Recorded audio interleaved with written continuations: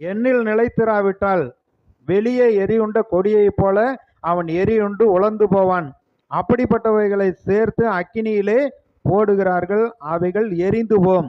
கர்த்தரை அல்லாமல் நாம் வெற்றியாக வாழ முடியாது. வெளியே எரியுண்ட கொடியைப் போல நாம் உலர்ந்து போய் விடுவோம், சோர்ந்து போய் விடுவோம், பலன் இல்லாமல் போய்விடும்.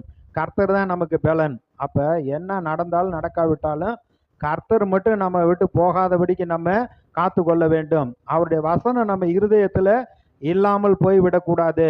எப்பொழுதும் அவருடைய வசனத்தை பிடித்து கொண்டு அதை நம்ம இருதயத்துல நிரப்பிக்கொண்டே இருக்க வேண்டும். அடுத்து சொல்றாரு, நீங்கள் என்னிலும் என் வார்த்தை உங்களில் நிலைத்திருந்தால் நீங்கள் கேட்டுக்கொள்ளுவது எதுவோ அது உங்களுக்கு செய்யப்படும். இப்படி வசனத்தை ஏற்றுக்கொண்டு வசனத்தை நம்ம இருதயத்துல காத்து கொள்றப்ப வசனமும் அவரும் ஒண்ணு. அவர் கிருபையினால் சத்தியத்தினால் நிறைந்தவராய் நமக்குள்ளே வாசம் பண்ணுகிறார்.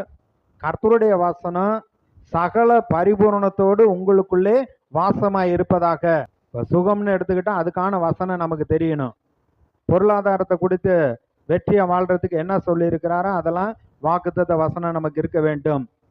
இல்லை நம்ம இருக்கக்கூடிய சமுதாயத்தில் எப்படி சாட்சியா இருக்க வேண்டும், சுவிசேஷத்தை அறிவிக்க வேண்டும், ஆத்ம ஆதாயம் செய்ய வேண்டும் என்று அவர் நமக்கு என்ன அதிகாரம் கொடுத்திருக்கிறாரோ அதை நம்ம அறிந்தவர்களா இருக்க வேண்டும். அப்படி அறிந்திருந்தா தான் நீங்க உரிமையை பாராட்டி இந்த காரியங்கள் நடக்கட்டும், ஆண்டவரே என் நிமித்தம் என் குடும்பத்துக்கு இந்த வெற்றி உண்டாகட்டும், நன்மை உண்டாகட்டும்னு நீங்க ஜெபம் பண்ண முடியும். நீங்கள் என்னிலும் என் வார்த்தை உங்களில் நிலைத்திருந்தால் நீங்கள் கேட்டுக்கொள்வது எதுவோ அது உங்களுக்கு செய்யப்படும்ங்கிறாரு.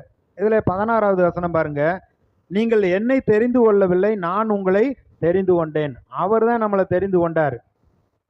நீங்கள் என் நாமத்தினாலே பிதாவை கேட்டுக்கொள்வது எதுவோ அதை அவர் உங்களுக்கு கொடுக்கத்தக்கதாக நீங்கள் போய் கனி கொடுக்கும்படிக்கும் உங்கள் கனி நிலைத்திருக்கும்படிக்கு நான் உங்களை ஏற்படுத்தினேன். அதாவது நம்முடைய வாழ்க்கை அவர் தான் தெரிந்து கொண்டார்.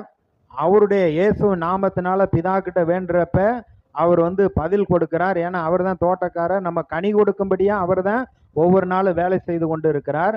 அந்த கனி நிலைத்திருக்கும்படிக்கு நான் உங்களை ஏற்படுத்தினேன் அப்படிங்கிறார். அவர் தான் தெரிந்து கொண்டார். அவர் இல்லாம ஒன்றும் செய்ய முடியாது.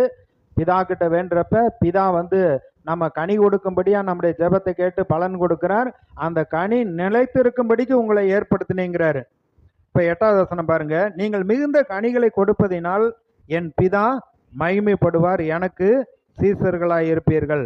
அப்ப ஜெபம் பண்ணி பதிலை பெற்றுக்கொள்ளுகிற பொழுது உங்க வாழ்க்கையில சுகமும் பலனும் நன்மை உண்டாகிற பொழுது அதுதான் கனியுள்ள வாழ்க்கை.